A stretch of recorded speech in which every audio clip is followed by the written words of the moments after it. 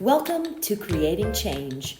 Hi, I'm Sharon Chapman, and this is the place to be if you're wanting to improve your health, your mobility, and ultimately your life so you'll move more, feel, and look better. Hello, and welcome to episode number 17. In response to episode number 16 on FEAR, fear, or what I call false evidence appearing real. That was with Dr. Jack Herder out of Central Wyoming.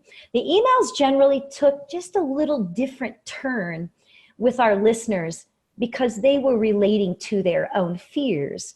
Most were not really commenting on the podcast itself as much as they were spilling out their hearts in a simple email about how some fears have changed their personalities, their moods, their dispositions, their bodies, even their lives.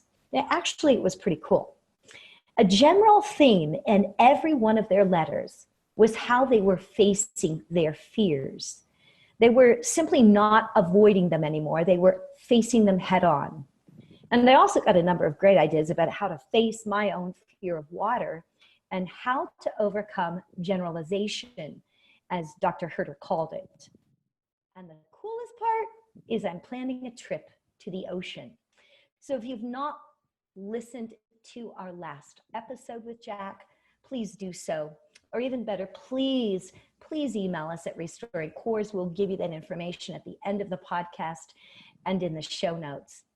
These emails actually made me feel better about my own fear.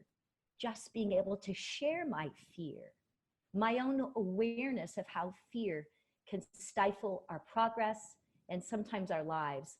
And I came away with this profound thought, at least I think it's profound, that awareness goes beyond education to me. Being aware is like applying your education. Being aware that more than not, fear is a liar. Fear tells us one thing, why it's really something else. And facing fear is the awareness piece for many of putting fear out of order.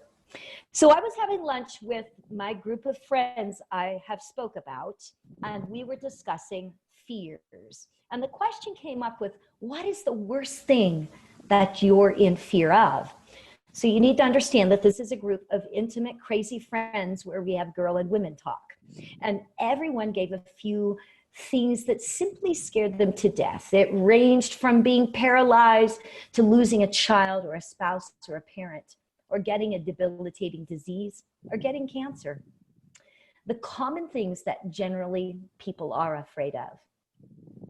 When you think about it, the conversation was rather morbid, I have to admit, but it got me thinking about how we survive being afraid of something, or how we survive our fears. And today we're going to dive in, there's a hint, in a little to how we survive in times of fear and in trouble. Today I have a longtime friend of mine with me that I was fortunate enough to have as my mom volunteer in my kindergarten classroom for many years. And she stuck with me until I took early retirement. And she really contributed so much to our little country school at Poison Spider Elementary School. I believe it's called Ellie Middle School now. And that is in southwestern Wyoming. Or I should say, Karen, southwest Casper, Wyoming. Yes. Karen contributed in education, and often with a helping hand and a smile. She often gave me a shoulder to cry on when education got very unbearable as a teacher. And she contributed greatly to my friendship. Her name is Karen Follett from Powell, Wyoming. Someone that has dedicated her life to her family, her husband Dean and son Ethan, who I had in kindergarten. That's how I met Karen. Karen is a survivor, like so many of us, yet she is a survivor of breast cancer. And today we're going to discuss surviving and the elements of surviving. Welcome, Karen. How are you? I'm good. Good. How's your summer going in Powell, Wyoming? Well, when it finally decided to get warm, it's went by really fast. Yeah. I've already seen yellow leaves on Togety Path in northwestern Wyoming. So that just goes to show you it's here and it's gone. Yep. So, Karen, we want to begin at the very beginning with cancer in your history. When were you diagnosed with cancer? I was 40. 40. 40 In is not very old. No, I wasn't. In 2002 is when I was diagnosed. And so you had already had your son, correct? I had. He was 2 years old at the time. What signs did you have? The year before, when I was 39, I'd found a lump and I went and had it checked. And I had a mammogram and they told me it was just a fluid-filled cyst, which were normal, and that I could have it removed or I could just watch it because, you know, a lot of women have them and they don't turn into anything serious. So they said it was a pretty invasive procedure because they would have to go deep. And since there was no family history in my family, I decided to just keep an eye on it. And then the next year, when I turned 40, is when women are supposed to have their baseline mammograms. I went in for my yearly mammogram, and unbeknownst to me, I couldn't tell by doing the self breast exams that it had changed because it still felt the same to me. But the mammogram showed that it had calcifications, and it had went from like a marble shape to elongated. So we did a biopsy and it came back cancerous. And then I had to have another biopsy because they couldn't get clear margins. What does that mean, Karen? Clear margins? Clear margins is when they take the surrounding tissue, they'll go so far out around it and they'll test all of that. And if there aren't any cancer cells present, then they have a clear margin and means they've gotten the cancer mass out. Well, with me, they could never get clear margins. So what does that mean? For me, it meant since I wasn't well endowed, if they kept taking more and more tissue, I would be really deformed. So they suggested that I do a mastectomy.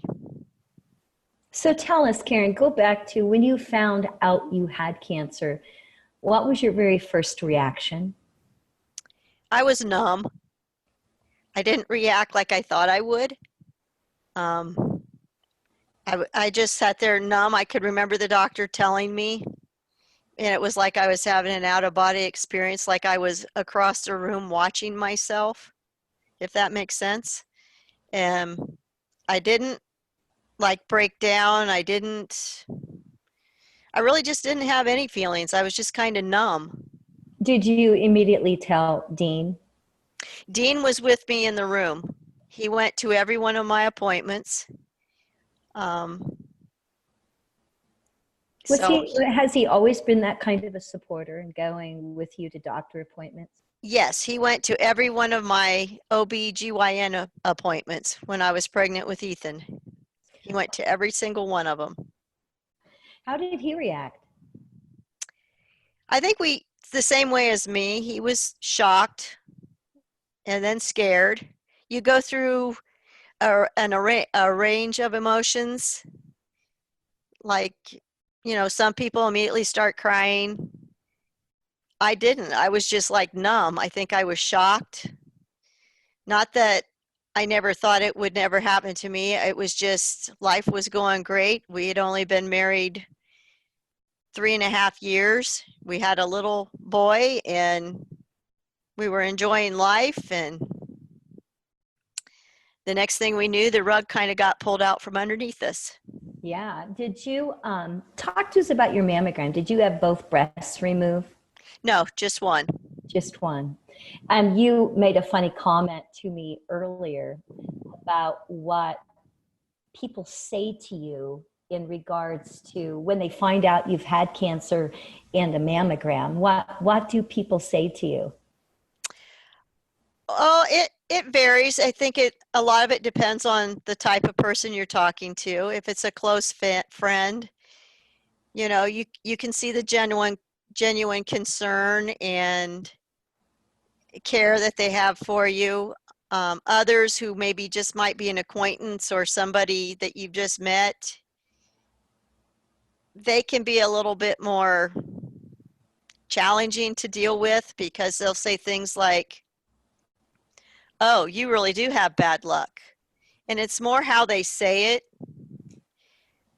or they'll not say anything. They'll just kind of get standoffish. It's almost like there's an elephant in the room all of a sudden, and they don't know how to act or what to say to you, which I understand. But for the most part, people have been caring in their remarks, and they're careful as to what they say. I had a friend, one of my friends that I spoke to you about, that talked about, she's a survivor of cancer as well, and she talked about that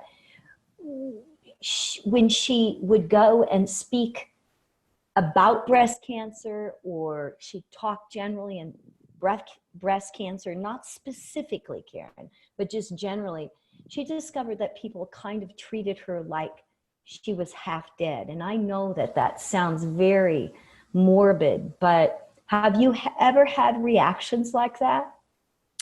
Yes, you are treated differently. And that's why I don't tell a lot of people, because they can be treating me one way one minute and then they find that out, and then all of a sudden it's just different. It's like kind of like, well, you're going to die anyway. And it's like, no, I'm not. I mean, I'm going to die at some point, but it may not be from this.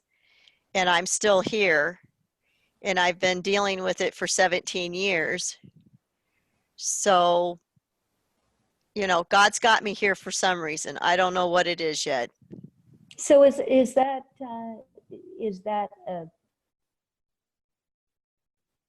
a large support system that you have through Christ, through your religion? I know that you're religious, Karen. Yes, I'd say my faith has played a big part in it. A lot of people talk the talk, but they don't walk the walk. And when you're in a situation like this, you learn real quick what's important. You learn real quick that you're not in control of anything, and that you really do need to lean on God. So is that would you suggest, or would you say that is how you've survived all these years? Because when you think of it, and while the listening audience does not know that in 2002 you did get breast cancer, but we're going to talk about your history in a minute. I'm just discovering that being a survivor requires some really interesting elements, and I was just wondering, what elements do you think you have that has allowed you to survive cancer all these years? I don't know if I can say just one, but the main thing that comes, I guess I'm a fighter. It's like when I really want something, I don't back down. But at the same time, I've just really, really leaned on the Lord and trusted in Him.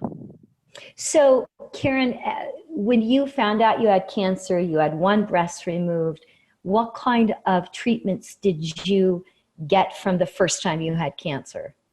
I had to do 4 rounds of chemo, which were adriamycin and Cytoxan, one of which is what they refer to as the red Kool-Aid because it comes from the Red Sea.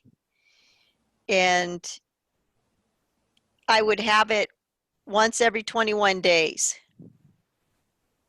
for 4 rounds. So I started in November of 2002 and I ended in January of 2003.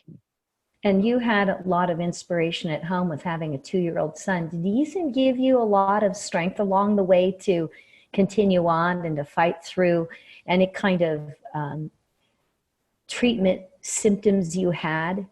Yes, because I had said if it weren't for him and Dean, I probably would not have done the chemo, because they also, prior to the mastectomy, I had to have some lymph nodes removed, which were the sentinel lymph nodes, which are the first 3 lymph nodes underneath your armpit. And they told me that if it hadn't gotten into those, then it hadn't spread, that they had caught it in time and it was contained. So, Karen, would you tell us about the kind of cancer that you have? We know it's breast cancer.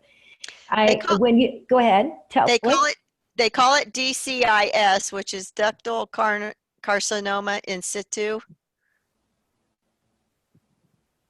When it came back though, describe for us what that means, because like anybody else, that just kind of goes over my head because they don't understand it. What exactly does it mean?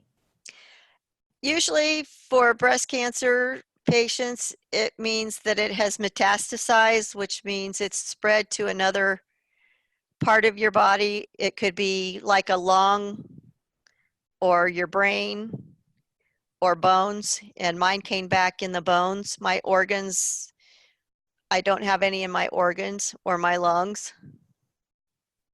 So in the bone. So we're talking about your second diagnosis of cancer, correct? Correct. So with this kind of breast cancer in the beginning, you're just basically saying that it kind of stays in your body. Do they suggest anything like staying as healthy as you can, alleviate stress, those kinds of things? Yeah, they eat right, exercise, I never smoked, I never drank. So, and like I said earlier, there was no history in my family. I was the first. So you survived the diagnosis and the treatment. Did those treatments, those 4 treatments, create fatigue, illness? I would get sick for 5 days after a treatment where I couldn't eat. I didn't really get tired. It seemed to work the other way for me. I was constantly like, I couldn't calm down. I was constantly going, You had to with a 2-year-old boy. Yes, I did. We have no choice when we have those little No, ones. I didn't. And we didn't live close to family. My parents were 6 hours from us. Dean's parents were 2 hours. And we were very, very in a remote location, basically, on the fish hatchery. And I have to tell everybody that your husband is a game and fish person on a fish hatchery. And I think that was really how I found you, Karen, initially out in our little community, is reaching out to the fish hatchery people, because for F Week Fish, we had to go to our local fish hatchery. So what you're saying is the cancer is always present in your body. How did you live with that? How did you live knowing that there's cancer, it's going to go somewhere else eventually? Is there a percentage on that? There is, but I don't really know what the percentages are, because, when they told me it wasn't in my lymph nodes, the reason to do the chemo was like a safety net in case a very small, and when I say small, I'm talking minuscule, cell got loose. It could have traveled anywhere in my body, which we now know probably happened. But like I said, I was good for 14 years. And in the medical field, I don't know if it's changed now, but back then, if you were cancer-free for 10 years, which I was, they considered you in remission. Now, with that being said, that doesn't mean that a cancer patient doesn't still sit there and think, you know, today might be the day that the other shoe drops, that I've been told that I have it again. I mean, you always have that fear in the back of your mind that it could come back. And do you have that, did you have that fear? I did. And the farther, it was so bad for the first probably year, every 6 months, I would, couple years, I guess, I would go and have a mammogram every 6 months just for my peace of mind. And at the farther I got out, I would kind of relax, but not completely. It was always in the back of my mind that, it could come back. So the second time around, Karen, did you suspect something was wrong? What was your symptoms? I really had no symptoms. I was in the shower one morning and leaned over to grab the bottle of shampoo and felt a sharp pain in my lower back. And I just figured I turned wrong, but it never went away. It just kept getting worse. The backache kept getting worse. And it got to the point where it was hard for me to walk. So we started investigating, and I went to a person in Cody, and they started running, one test after another. We're talking CT scans and MRIs, and I even had to have a PET scan. And that's when it showed that my cancer had returned, that it was in my bones. And so is it in your spine? Is that what's causing the lower back pain? Yes, it's throughout my spines. It's in my ribs. It's in the flat part of your pelvic, which I guess they call it the iliac. Yep. That's where it started. It's in my hips. It's in my clavicle. It's in my sternum. It's in many bones, in many parts of your body. Yes, I have lesions all over. What in your bones? That's quite interesting that they can actually read that in this day and age. Was it that technically sound in 2002? Well, I'm not sure, because in 2002, I didn't have any of those. I just had the biopsy and the mammograms and then the mastectomy. So I'm not sure. I would probably say to some degree they probably could, but not like they can tell things today, because in the cancer field, things are changing like every day. They're coming up with new things and new medicines, new treatments. And the one thing too that people need to understand is someone can have the same kind of cancer, same kind of breast cancer as the person next to them, but your treatments could be different. Well, I guess the one thing I would ask you is that when the doctor told you the second time that you had cancer, did you experience the same kind of reaction? I was mad. I was instantly mad. I was angry. And, the first time it went from shock to fear to, am I going to die? Am I going to live long enough to see my son grow up? Then when I found out it hadn't gotten into my lymph nodes, it was like a big sigh of relief that I knew I was going to be okay. And then having that, so having the doctor tell you that, or medicine or science tell you that if you're cancer free for 10 years, you're in remission and you are cancer free. That was Yes. probably a little disappointing as well. Yeah, and I think, I think I was just, again, things were going well in life, and here I am again. Guess what? You So got what's it your, again. yeah, and I know we're both smiling at one another and kind of giggling. I know it's not a funny matter, but Karen, what is your diagnosis with bone cancer now? Well, the medical field will tell me that it's incurable, but they treat it like a chronic disease like diabetes.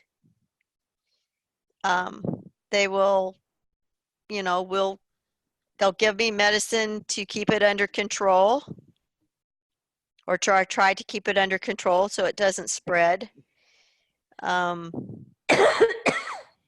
they And tell me it's I'm not going anywhere anytime soon, but I come back to, when they tell me it's incurable, I come back again to my faith of, well, you're not the great physician. God is, and I strongly feel he's going to heal me. I don't know when, I don't know how. It could be on this earth, it could be when I go home to meet him. I think that's a wonderful way of looking at it. And I know people from the outside that hear you say that may not believe it until they're confronted with something like cancer. So what kind of treatment are you going to be getting? Well, I just did 18 rounds of Taxol, which was harder, believe it or not, on me than the very first time I did 4 rounds of chemo. And now, starting today, I'm going to be starting on a new oral chemo drug called Piqray that they just approved the end of May of this year. And it specifically targets one of my cancer genes. So I'm hopeful, but at the same time, I'm apprehensive, even though I have faith in God. But, I'm still human. I still get those moments of, okay, is this going to work? And what side effects might I have from it? And I do have to say, the first time and this last time I was diagnosed, Dean and I have always made a conscious effort of, we are going to live a normal life. It's going to be as normal as possible. We're going to continue to do the same things that we've always done. I may have some limitations at times, depending on how I feel, but we are going to keep it as normal as possible. And that's a great way of approaching life generally, really, Yes. with whatever fears you have. So do you think that you're surviving the second time a little bit better than the first time, or is it just also different, or is it because you're more mature and seasoned? um, I think I don't have as big of fear. I don't sit here anymore and think, what if it comes back? Because, it came back. Like I said to my sister-in-law, when I went to go have my mammogram, I used to get all upset and anxious for those. And now it's like, well, what are they going to tell me? You've got cancer? I know I do. So I think I'm a little bit more relaxed. I don't hit the panic button. I don't go through the array of emotions like I did the first time I was told. But do you think it's because you've fought cancer before? I think so. I think that, and I think that over the years I've grown and matured in my faith. There's nothing to be afraid of.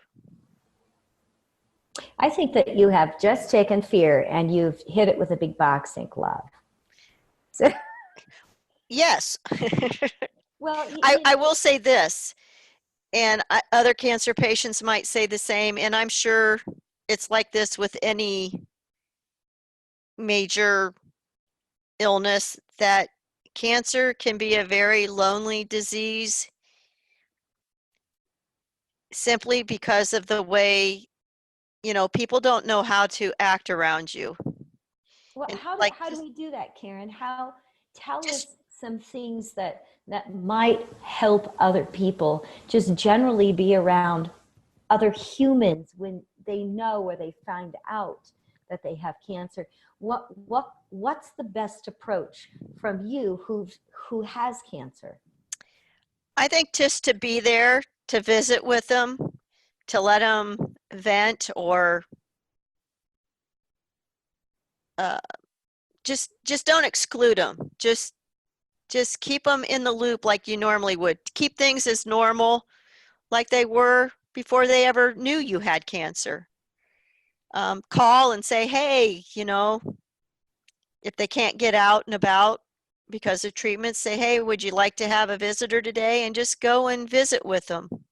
Is it better to is it better for them to speak of cancer generally, or is it better for them to listen? I think it could be both, depending on where the person is in their treatment or in their diagnosis. Um, I know when I was diagnosed the first time, I didn't know anybody. I didn't know anybody close to me that had ever had breast cancer. Um, but I did talk to my sister-in-law's one sister who's my age, who had breast cancer when she was like in her early 30s. And, you know, talking to others that have walked that path helps. And do you I, do that, Karen? Do you ever go and talk at maybe your local women's group? Do you ever participate in the American Cancer Society walks? Do you contribute in any way? I have done some of the cancer walks. I haven't done any since we moved to PAL. I have let him know over at the cancer center that I'd be more than willing to talk to anyone that is going through this that has never experienced it, but I have never gotten up and talked in front of groups. You should. You should, because you have something to say. You I, know, I, I could do it if we could do it like this, a podcast where they can't see me and I can't see them. but what I love about what you said about the normalcy and maintaining a normal life, because one of my dear friends that had breast cancer, her daughter wanted her to not take care of the little children before school, for example, my friend's grandchildren. And what was really upsetting to her is that she needed to see those children every morning. She needed to not lose normalcy of life. And I love that about what you're doing too. With the first time around and the second time around, you're maintaining some level of normalcy. I do, because it's not just what we're going through, it's also the people around us. Because you're upset, they're upset, everybody's upset, and that never ends well. So keeping it normal, helping them not to worry, because I said, the person going through it has things to focus on. The people that are our support group have all the time in the world to let their minds wander of what could happen. That may never happen, but we're focused. It's like today I got to go do this, and then I got to do this, and then I got to do this. So that kind of helps you not worry. But those that are in your support group have time to worry, if that makes sense.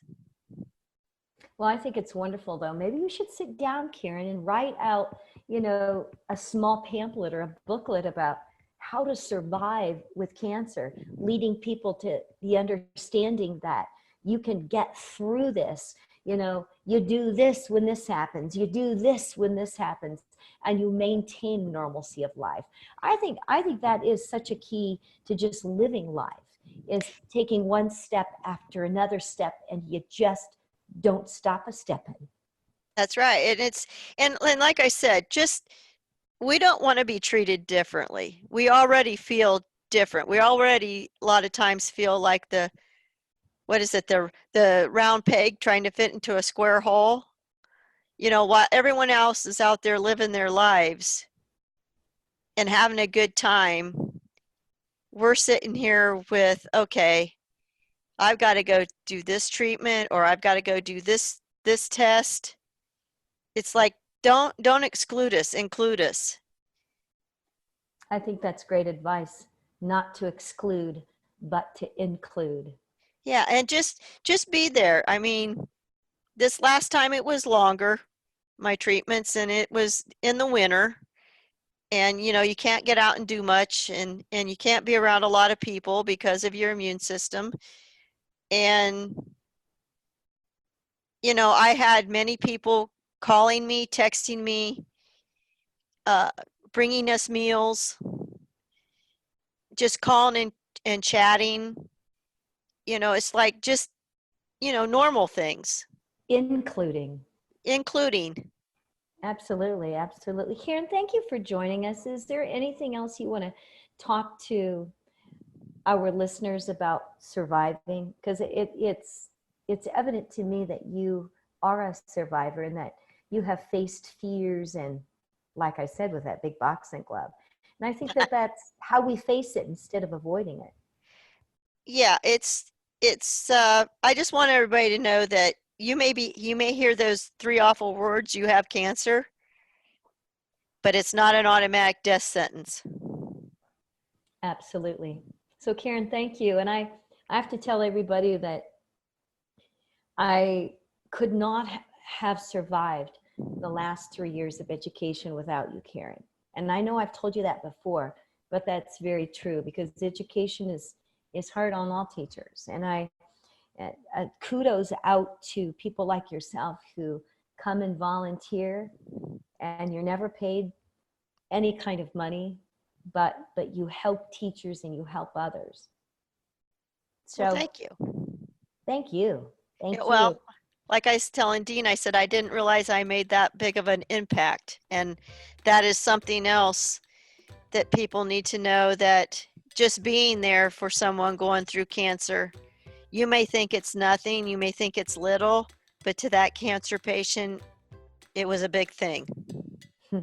Thanks, Karen, for joining us. And just so our listening audience, we would love for you to give your feedback today. If you're going through cancer, let us know. We're always out there for anything that you want to find more about. Ask us at Restoring Cores. We are on Facebook. We are on Instagram. We have an email at the very bottom in the show notes. And Karen, thanks for joining us, and we will talk to you soon. Can I say one more thing? Absolutely. If there is anybody out there listening that they can get my contact information through you, if they just want somebody to talk to. Absolutely, Karen. We will I'd be more than willing to talk to them, to help them, to just listen. Absolutely. We'll put your contact information in our show notes, okay? Okay. Sounds good. All right. Have a good day, Karen. Thanks, you too.